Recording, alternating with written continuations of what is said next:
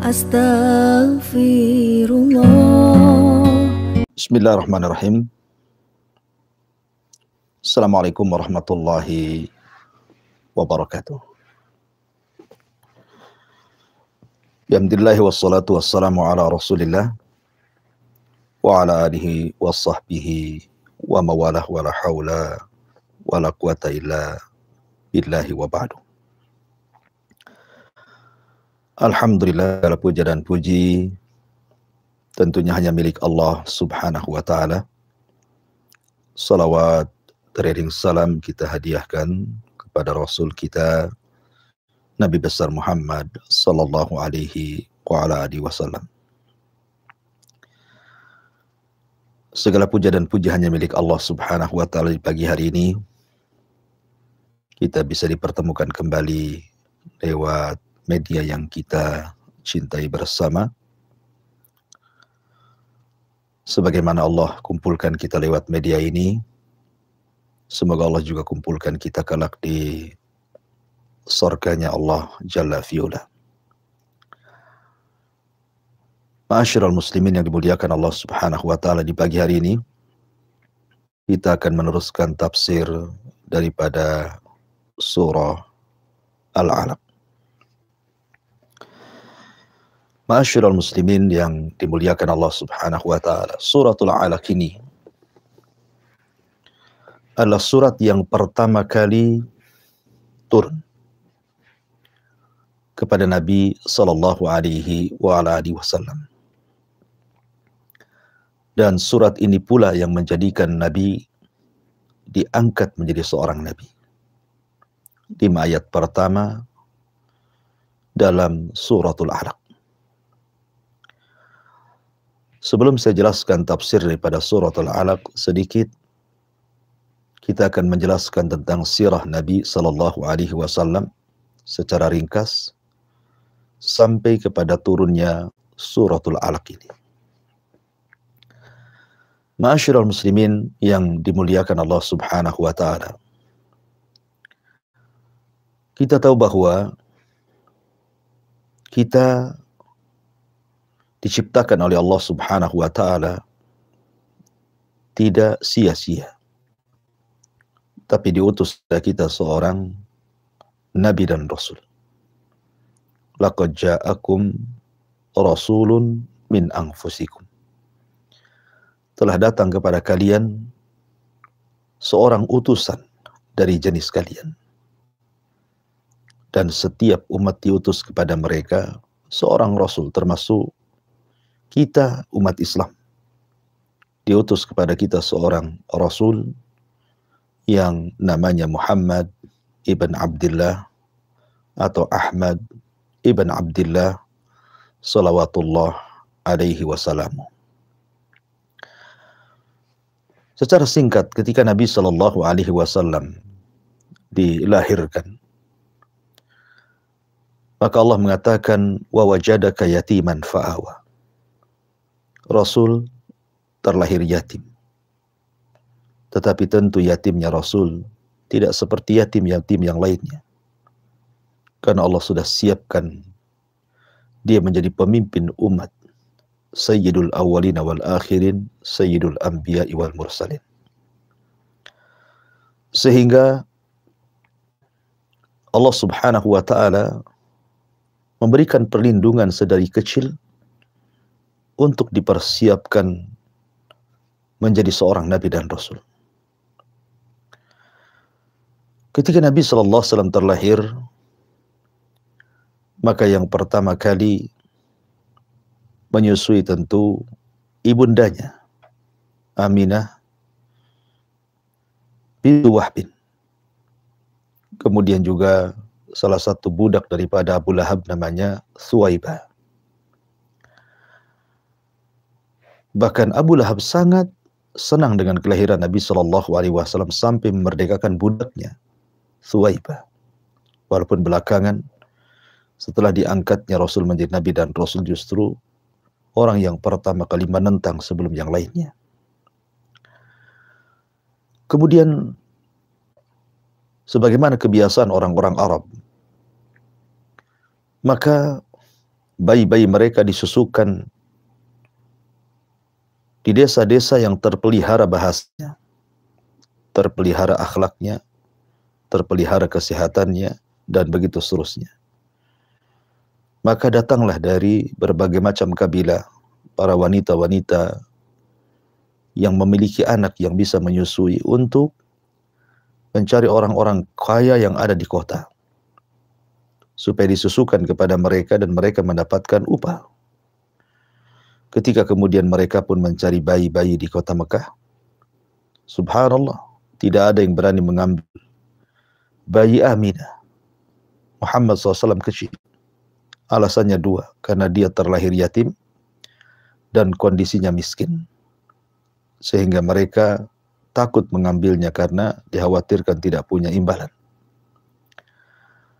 Ketika semua wanita-wanita yang menyusui sudah mendapatkan bayinya masing-masing dan mereka sudah bertolak pulang, maka ada satu keluarga yang telat datang yang akhir, namanya Halimah Sa'diyah dan suaminya. Ketika itu sudah tidak ada bayi kecuali bayi Nabi Muhammad SAW. Kata suaminya, sudah ambil saja, mudah-mudahan dengan mengambil bayi ini kita akan diberkahi. Subhanallah. Betul apa kata suami Halimah Sa'diyah. Di malam itu ketika mereka istirahat dan hendak bertolak pulang ke Bani Sa'diyah, malam itu mereka sudah mendapatkan kebaikan. Tiba-tiba air susu Halimah Sa'diyah bisa menyusui anak yang dibawanya dan menyusui Nabi SAW, dan keduanya bisa beristirahat dengan tenang, padahal malam itu mereka serba kesulitan, kelelahan dan keletihan. Sehingga di pagi harinya mereka sudah sehat dan mampu melakukan perjalanan dari Mekah kembali ke Bani Sa'diyah dan mampu menyusul kawan-kawannya. Padahal unta yang ditungganginya tidak layak ditunggangi, tapi itulah berkah karena Rasul dibawa oleh mereka. Selama 4 tahun Nabi SAW berada di rumah Halimah Sa'diyah dalam perawatannya. Kemudian Halimah Sa'diyah ketika hendak memulangkan Rasul SAW, karena sudah menyusui lewat 2 tahun, tentunya sudah selesai tugasnya. Tapi karena melihat kebaikan maka menambah waktunya. Sampai akhirnya ketika ada peristiwa besar yang terjadi kepada Nabi SAW, pembelahan dada, sehingga Halimah takut bahwa peristiwa ini akan menjadikan celaka kepada anak susuannya, maka dia mengembalikan Nabi SAW kepada ibundanya tercinta Aminah bintu Wahbin. Ketika usia Nabi SAW menginjak 6 tahun, maka Aminah pun membawa Nabi SAW untuk berziarah ke kuburan ayahandanya Abdullah. Karena sekali lagi bahwa Rasul terlahir yatim. Ketika masih di perut Aminah, bapaknya sudah meninggal dunia di usia Rasul 6 bulan kandungan. Maka kemudian ketika berziarah antara Khadijah, Ummu Aiman dan juga Nabi SAW yang ketika itu masih kecil, masih anak-anak, masih usia 6 tahun. Maka Nabi SAW berangkat bersama ibundanya dan pembantunya Ummu Aiman. Tapi Allah takdirkan sepulangnya dari Madinah di tempat yang namanya Abwa, kemudian Aminah jatuh sakit dan juga meninggal dunia di hadapan Nabi SAW. Maka Nabi SAW kemudian dibawa pulang oleh Ummu Aiman dan diserahkan kepada kakeknya Abdul Muttalib, Sayyidul Badha, pemimpin orang Arab. Maka Nabi mendapatkan kecintaan yang luar biasa, layaknya bapak sendiri yang sangat menyayanginya. Bahkan Abdul Muttalib lebih menyayangi Rasul dibandingkan anak-anaknya. Tapi sayang, hanya 2 tahun di pangkuan Abdul Muttalib. Kemudian Abdul Muttalib, kakek Nabi SAW, meninggal dunia ketika Rasul usianya 8 tahun. Kemudian berpindahlah pangkuan dari Abdul Muttalib kepada pamannya Abu Talib. Di rumah Abu Talib inilah Nabi SAW besar, dididik, diberikan kasih sayang, walaupun kondisi Abu Talib sangat miskin. tidak seperti paman-paman lainnya, tetapi memberikan rasa cinta kepada Nabi SAW karena wasiat dan pesan Abdul Muttalib ayahnya untuk merawat anak ini. Dia memiliki perkara besar di masa depan. Sampai ketika usia Nabi SAW 12 tahun, maka Abdul Muttalib pun ingin berangkat melakukan perniagaan dari Mekah menuju Syam. Nabi SAW ketika itu hendak ditinggalkan di Mekah, tapi Nabi SAW tidak mau kecuali ingin ikut dengan pamannya. Dan pamannya pun sangat menyayangi Nabi SAW. Akhirnya dibawalah Rasul oleh Abu Talib dalam rihlatas syita'i was saif, perjalanan berniaga dari Mekah menuju negeri Syam. Akan tapi sesampainya kemudian di perbatasan Syam, tiba-tiba dihentikan oleh seorang rahib, seorang pendeta yang bernama Buhairah, yang ketika itu sudah menunggu-nunggu karena melihat ada tanda-tanda yang berbeda di alam. Karena dia seorang pendeta yang suka membaca, dan dia tahu sebentar lagi akan lewat seorang yang dicatat dalam kitab-kitabnya bahwa dia akan menjadi seorang nabi dan rasul. Tidak biasa. Banyak kafilah-kafilah dari Arab yang menuju Syam biasanya dibiarkan pulang pergi tanpa ada sambutan yang baik, kecuali ketika datang kafilah Abu Talib. Dia melihat ada tanda-tanda yang aneh, kemudian diberhentikan, kemudian dijamu makan, sampai akhirnya kemudian beliau melihat ada anak remaja yang ciri-ciri kenabiannya ada pada dia, maksudnya Nabi SAW. Maka dia bertanya kepada Abu Talib, siapakah ayah ini? Maka Abu Talib mengatakan, saya. Kata Buhairah rahib, tidak. Anak ini tidak layak punya ayah. Abu Talib kaget. Kemudian dia baru mengaku bahwa dia bukan ayahnya, tapi dia pamannya. Kemudian Buhairah melihat ada tanda di pundak Nabi SAW yang merupakan tanda-tanda nubuah. Maka dia pun menangis, menasihati Abu Talib, dan mengatakan agar jangan diteruskan perjalanannya ke Syam. Sebab kalau orang-orang Yahudi Syam tahu bahwa dia calon seorang nabi, tentu mereka akan membunuhnya. Apalagi dia bukan keturunan Bani Israel, tapi keturunan Bani Ismail. Akhirnya kemudian Abu Talib pun mengembalikan Nabi SAW ke Mekah, sehingga Rasul tidak jadi berangkat bersama Abu Talib untuk berniaga ke Syam.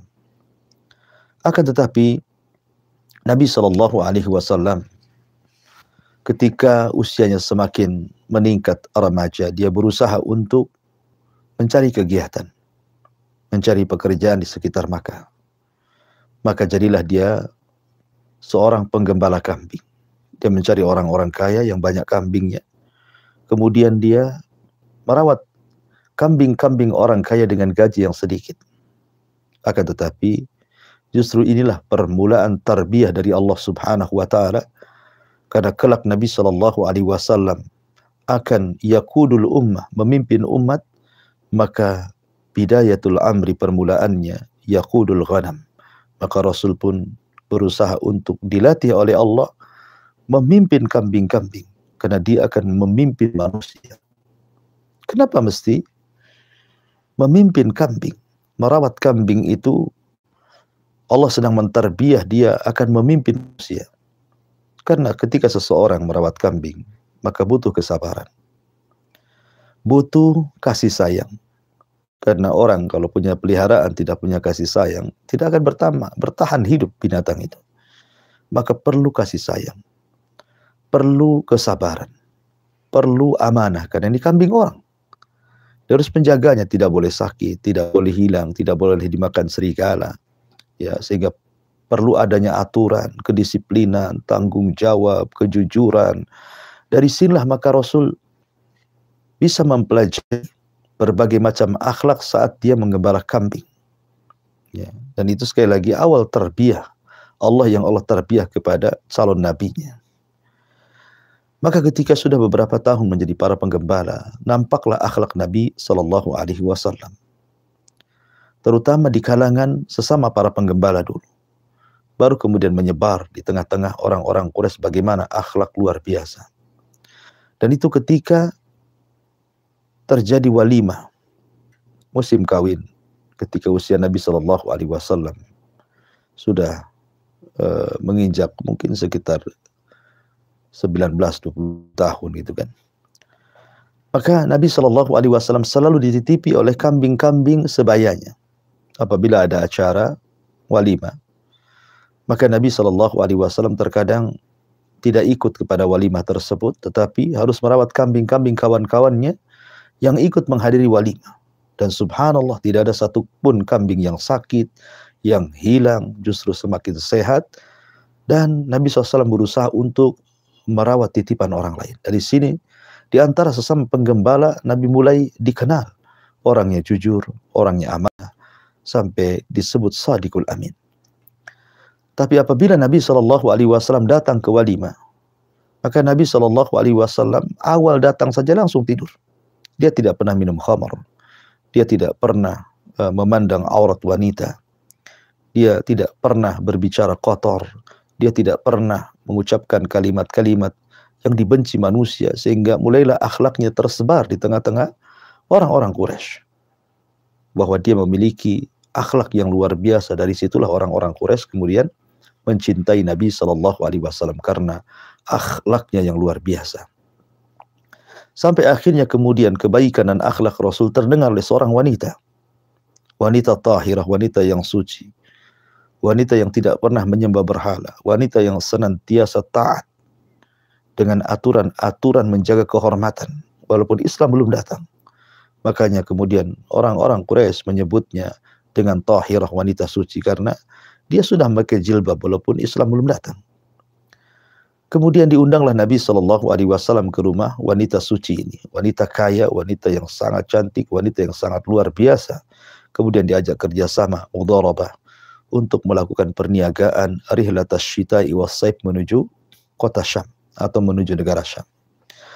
Tetapi sebagai wafa, bentuk kebaikan, maka Rasul tidak langsung menerima tawaran Khadijah, tapi minta izin kepada pamannya Abu Talib. Tetapi Abu Talib kemudian mengizinkan. Akhirnya Nabi Shallallahu Alaihi Wasallam mulai bekerja kepada Khadijah, melakukan perniagaan bersama Khadijah dengan sistem mudharabah, di mana Khadijah memiliki modal dan Nabi Shallallahu Alaihi Wasallam yang memainkan modalnya. Kemudian Nabi Shallallahu Alaihi Wasallam pun safar ke Syam, dan Khadijah sudah mendengar bagaimana akhlak Rasul, bagaimana amanahnya, bagaimana kejujurannya, bagaimana kebaikannya. Makanya dia mengirim budaknya yang bernama Maisarah, budak laki-laki yang bernama Maisarah, untuk ikut serta dalam perniagaan perdana Nabi Shallallahu Alaihi Wasallam yang membawa harta Khadijah untuk didagangkan di Syam. Dan Khadijah menitip pesan kepada Maisarah untuk mencatat segala sesuatu yang ia lalui bersama Nabi Shallallahu Alaihi Wasallam. Berangkatlah Maisarah bersama Nabi Shallallahu Alaihi Wasallam. Ingat bahwa safar itu disebut safar karena yusfiru tabi'atar rajul. Kenapa safar disebut safar? Karena menampakkan tabiat seseorang. Jadi Khadijah ingin tahu seperti apa akhlaknya Nabi SAW ketika safar. Karena belum tentu orang yang baik ketika mukim, baik ketika safar. Terkadang ketika dia tidak safar, memang dia baik orangnya. Tapi ketika safar belum tentu baik. Nampak tabiatnya. Makanya kalau Anda ingin mengetahui tabiat seseorang, maka safarlah bersama dia. Atau mengirim orang yang amanah, safar bersama dia. Ceritakan ketika perjalanan safarnya, seperti Khadijah mengirim Maisarah dan memerintahkan untuk mencatat segala sesuatu dari muamalah Rasul sepanjang perjalanan. Subhanallah. Ketika berangkat Maisarah dengan Rasul menuju perniagaan ke Syam, rupanya Maisarah melihat bagaimana amanahnya, bagaimana kejujurannya, bagaimana tutur katanya, bagaimana muamalahnya bersama manusia. Belum lagi ada peristiwa yang aneh. Sejak berangkat sampai ke Syam ada awan yang menaungi seolah-olah tidak pernah terkena sinar matahari. Rasul dilindungi dari cahaya matahari. Setiap lewat kepada sebuah batu-batu mengucapkan salam. Setiap lewat ke pepohonan-pohonan mengucapkan salam. Dan banyak peristiwa aneh yang disaksikan oleh Maisarah terhadap perjalanannya bersama Nabi SAW ke Syam. Belum lagi keuntungan ini dapat luar biasa. Belum pernah Khadijah bekerja sama dengan siapapun mendapatkan keuntungan sebesar ketika bekerja sama dengan Nabi Shallallahu Alaihi Wasallam. Mabruk, diberkahi usahanya, diberkahi keuntungannya, labanya, dan begitu seterusnya, sehingga Khadijah menjadi senang. Akhirnya tertanam kecintaan kepada Nabi Shallallahu Alaihi Wasallam. Dari sinilah maka Khadijah kemudian hendak meminang Nabi Shallallahu Alaihi Wasallam untuk menjadi suaminya. Dikirimnya Nafisah, saudarinya, untuk menanyakan maukah Rasul menikah dengan Khadijah. Tapi sekali lagi, Nabi Shallallahu Alaihi Wasallam tidak pernah melupakan jasa pamannya. Dia tetap mengatakan belum bisa memberikan jawaban sampai saya astadzinu ammi, meminta izin kepada pamanku.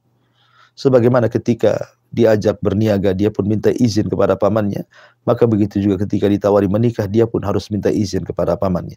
Begitulah amanah Nabi Shallallahu Alaihi Wasallam, jazaul ihsan ilal ihsan. Balasan kebaikan itu hendaknya dibalas dengan kebaikan yang sama. Jangan sampai orang yang sudah berbuat baik kepada Anda tidak balas dengan kebaikan, bahkan Anda membalas dengan keburukan. Na'udzubillah. Maka Nabi meminta izin kepada pamannya. Kemudian pamannya mengizinkannya. Akhirnya kemudian terjadilah pernikahan yang luar biasa. Pernikahan yang sangat mulia antara Sayyidul Awwalin, pemimpinnya orang-orang yang awal dan akhir, pemimpinnya para nabi dan rasul, dan Sayyidatun Nisa'i fil alam, pemimpin para wanita di alam semesta, Khadijah bintu Khuwailid radhiyallahu an. Maka menikahlah keduanya di Masjidil Haram. Maka Nabi Shallallahu Alaihi Wasallam berikan mahar 10.000 dirham dan menyembelih 10 ekor unta, kemudian melakukan walimah di Masjidil Haram sampai selesai walimah. Dan sebelum walimah, kedua belah pihak seperti Abu Talib mulai berkhutbah menceritakan siapa sosok ponakannya Nabi Shallallahu Alaihi Wasallam, kebaikannya, akhlaknya, dan begitu seterusnya. Kemudian juga dari keluarga Khadijah bangkit kemudian menceritakan akhlak kebaikan Khadijah, dan manusia pun melihat bahwa dua manusia itu memang sekufu, seimbang, ya memang layak ya untuk menikah karena dua-duanya sudah seimbang. Akhirnya menikahlah Rasul dengan Khadijah, dan selesailah pernikahan Rasul Shallallahu Alaihi Wasallam dengan Khadijah, dan Rasul hidup bersama Khadijah. Maka ketika Khadijah melihat bagaimana Nabi Shallallahu Alaihi Wasallam menjadi kepala rumah tangga yang sangat bertanggung jawab, maka Khadijah pun sangat yakin dan percaya dengan Nabi SAW, sehingga dia serahkan semua kekayaannya, rumahnya, usahanya, bisnisnya, dan dia menjadi ibu rumah tangga yang betul-betul melayani suaminya. Maka Nabi Shallallahu Alaihi Wasallam pun betul-betul fokus menjadi peniaga besar. Dari sinilah maka Rasul kenal dengan para peniaga Arab yang sangat besar seperti Abu Bakar, Utsman, Abdurrahman bin Auf, dan yang lainnya. Ya, dan itu di masa jahiliyah. Apalagi Abu Bakar itu tujjarul zahab, memang dia penjual emas. Ya, dan penjual emas itu menguasai kaum karena emas itu kecil tapi bernilai besar. Jadi intinya Rasul banyak berelasi dengan banyak para pengusaha orang-orang Arab. Dari situlah maka Rasul pun terkenal amanahnya, kejujurannya di tengah-tengah para pengusaha. Sampai akhirnya apabila Nabi Shallallahu Alaihi Wasallam kemudian tidak pergi berniaga dan yang lainnya pergi berniaga, kemudian mereka pun hendak menitipkan barang-barang yang berharga, maka mereka akan menitipkan kepada Nabi Shallallahu Alaihi Wasallam. Hingga Rasul memiliki gudang titipan di rumah Khadijah, dan itulah bank Arab pertama yang diasas oleh Nabi Shallallahu Alaihi Wasallam karena mereka paham siapa Rasul, orangnya amanah, mereka siap menitipkan apapun karena mereka tidak takut dicuri, tidak takut hilang, tidak takut rusak karena kejujuran dan amanah Nabi Shallallahu Alaihi Wasallam. Maka semua orang Arab menyebutnya Rasul sebagai Sadiq al-Amin, orang yang jujur lagi amanah. Itulah sifat yang melekat kepada Rasul dalam kehidupannya sebelum diangkat menjadi Nabi dan Rasul. Ma'asyiral muslimin yang dimuliakan Allah Subhanahu wa Ta'ala. Kemudian setelah Nabi Shallallahu Alaihi Wasallam berusia antara 35-36, terjadi peristiwa di mana Ka'bah ini sebagian bangunannya roboh. Ya, karena ada sebelumnya dilewati beberapa peristiwa, ada namanya Fudur, ada namanya perang Fijar dan begitu seterusnya yang tidak mungkin saya ceritakan karena juga singkat waktunya. Intinya ada peristiwa Ka'bah ini mau roboh gitu kan. Akhirnya kemudian sepakat orang-orang Quraisy pun ingin merobohkan Ka'bah, kemudian ingin membangun kembali dengan renovasi yang baru. Maka Mughirah, Al-Walid ibn Mughirah yang ketika itu memimpin pembangunan Ka'bah, akhirnya kemudian mensyaratkan agar harta yang masuk untuk pembangunan Ka'bah ini harus dari harta halal. Akhirnya kemudian mereka pun merenovasi Ka'bah dan merobohkan Ka'bah yang lama, kemudian dibangunnya Ka'bah yang baru. Tapi karena kurang dananya, akhirnya Ka'bah tidak bisa dibangun secara keseluruhan, tetapi hanya sebagian sehingga mengeluarkan Hajar Ismail dari Ka'bah. Nah, ketika peletakan Hajar Aswad inilah yang menjadikan semua orang berebut. Kabilah-kabilah hampir perang. Karena bagaimanapun meletakkan Ka'bah sebuah kehormatan bagi sebuah kabilah. Maka hampir perang di antara kabilah-kabilah Quraisy bahwa mereka lah yang berhak untuk meletakkan. Kabilah ini mereka mengatakan kami yang berhak meletakkan. Sehingga hampir perang. Tapi orang yang berakalnya kemudian mengatakan, tunggu dulu. Sebaiknya yang meletakkan Hajar Aswad ini seorang yang akan keluar dari pintu ini. Rupanya yang keluarlah Nabi SAW dan mereka sudah tahu siapa Nabi. Tapi Nabi SAW tidak meletakkan sendiri. Rasul berusaha untuk menta'lib, melembutkan hati-hati pemimpin-pemimpin para kabilah. Sehingga semua ingin kebagian. Makanya Rasul menyarankan untuk mengambil kain, meletakkan Hajar Aswad di tengah, kemudian masing-masing kabilah meletakkan ujung-ujung kain sehingga seolah-olah membawa semua kabilah kepada Hajar Aswad. Dan itulah keadilan Nabi SAW dikenal. Ya, bagaimana Nabi SAW mempersatukan umat di saat mereka sedang hendak bermusuhan, hendak berperang gara-gara peletakan Hajar Aswad. Ma'asyiral muslimin yang dimuliakan Allah Azza wa Jalla, sampai ketika usia Rasul 37 tahun. Walaupun Rasul ini seorang pedagang, sering berinteraksi dengan manusia, tapi Nabi SAW mulai benci berjumpa dengan manusia. Tidak suka apalagi melihat kerusakan bangsa Arab yang semakin hari semakin parah. Maka Nabi SAW pun yuhibbu tahannut. Dia suka menyendiri, tafakur, kadang ke Mina, kadang ke Muzdalifah gitu kan. Ditambah-tambah kemudian 6 bulan sebelum diangkatnya Nabi dan Rasul, Nabi selalu bermimpi aneh. Mimpinya sama dengan falak subuh. Jadi kalau malam bermimpi selalu kejadian. Ya, dalam mimpinya apa yang akan dimakan besok orang-orang Quraisy, apa yang akan diminum orang-orang Quraisy, tamu yang datang dari orang-orang Quraisy, apa saja pokoknya yang akan terjadi dari peristiwa itu, selalu mimpinya menjadi sebuah kenyataan. Dan itulah yang diceritakan Ummul Mukminin Aisyah radhiyallahu anha, awal permulaan turunnya wahyu itu adalah ru'yatun salih kal falakis subuh. Jadi mimpi yang baik seperti falak subuh. Setiap yang dilihat Rasul menjadi sebuah kenyataan. Termasuk juga Rasul SAW dalam bermimpinya, dia akan pergi ke Gua Hira, didatangi malaikat Jibril dalam bentuk manusia, bla bla bla bla dan begitu seterusnya. Itu pula yang menjadikan sebab kenapa Rasul sampai mendatangi Gua Hira di bulan Ramadan. Dan itu akhir tahanut Rasul, karena disitulah turun suratul Alaq yang kita akan bahas. Ma'asyiral muslimin yang dimuliakan Allah Azza wa Jalla. Maka tepat di usia Rasul SAW 40 tahun. Dan usia 40 tahun usia yang matang. Karena biasanya usia 40 tahun itu nikmat Allah Subhanahu wa taala sudah hampir sempurna. Biasanya umur 40 tahun sudah punya pekerjaan, sudah punya istri, sudah punya anak gitu ya. Yang cara berpikirnya pun sudah dewasa gitu, tidak mudah goyah. Maka Allah Subhanahu wa taala menghendaki Rasul didaulat menjadi nabi. Sebagaimana alur mimpinya, Nabi SAW pun kemudian tahanut di usia 40 tahun. Setelah mempersiapkan perbekalan, Rasul bergegas dari rumahnya menuju sebuah tempat yang tinggi. Di situ ada gua yang disebut dengan Gua Hira. Maka Rasul pun tahanut di situ. Ya.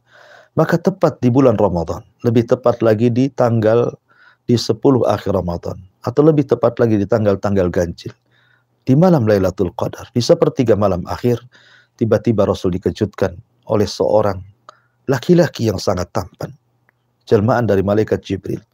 Tiba-tiba datang menemui Nabi SAW, kemudian mengucapkan salam, kemudian menjabat tangan, tiba-tiba memeluk Nabi SAW. Ketika memeluk Rasul inilah tiba-tiba dia mengatakan, Iqra ya Muhammad. Kata Nabi SAW, ma'ana biqari. Ya. Kalimat Iqra artinya bukan baca, karena Jibril tidak membawa tulisan, suruh membaca gitu. Karena mungkin dalam pikiran kita Iqra baca maksudnya seolah-olah ada buku yang dibaca. Bukan. Maksud Iqra di sini artinya ablig, sama dengan kalimat ketika Jibril datang kepada Nabi Shallallahu Alaihi Wasallam kemudian mengatakan, ya Rasul, ya Muhammad, ya Iqra ila Khadijah salam min Rabbihi wa minni. Wahai Muhammad, bacakan kepada Khadijah. Dan kalau arti harfiahnya seperti itu, bacakan kepada Khadijah salam dari Rabbnya dan dariku. Maksudnya tentu bukan membaca, tetapi sampaikan. Ya, sampaikan salam dari Rabb dariku.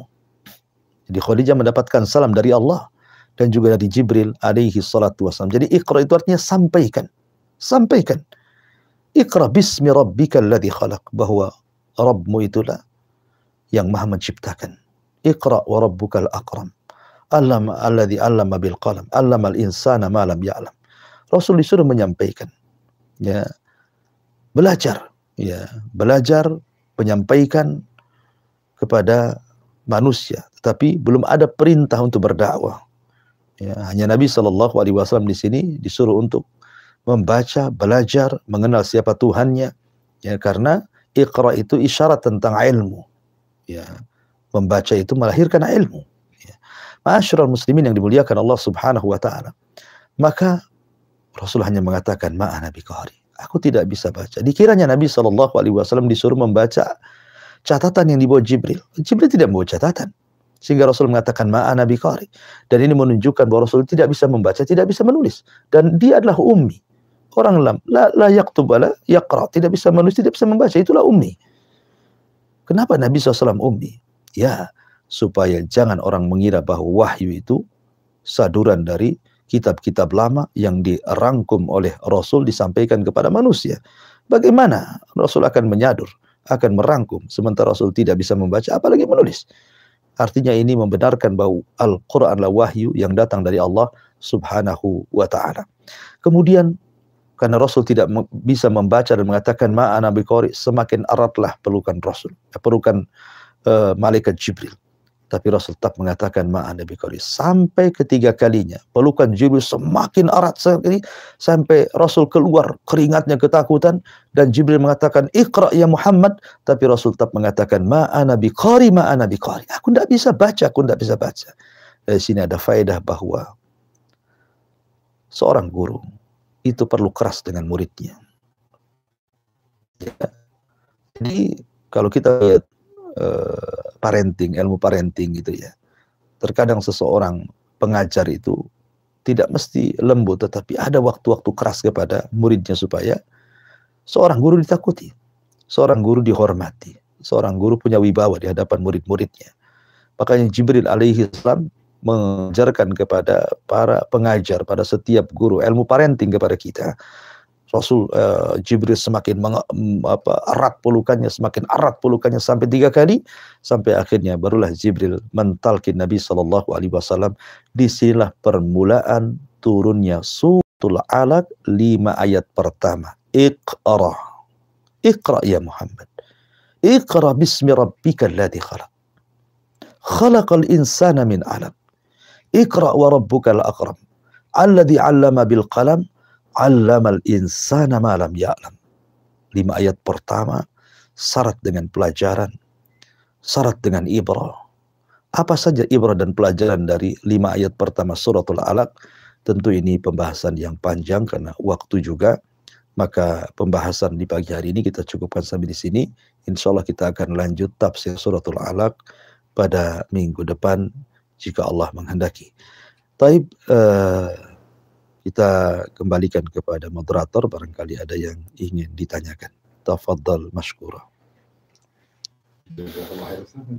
Materi yang disampaikan di kesempatan yang berbahagia ini semoga bermanfaat bagi kita semuanya, pendengar dan pemirsa di manapun berada di seluruh dunia. Baik, setelah ada pertanyaan yang sudah masuk dari penanya di Singapura, dari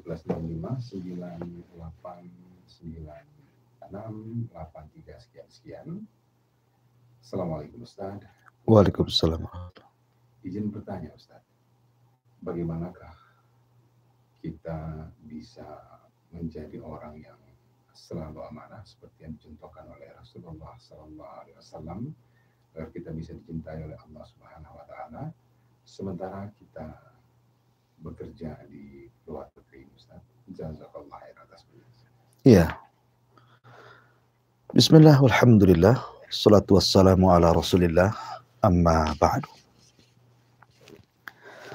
Tentu membiasakan memiliki akhlak yang baik itu penting. Makanya ada istilah awid lisanaka bi khairin.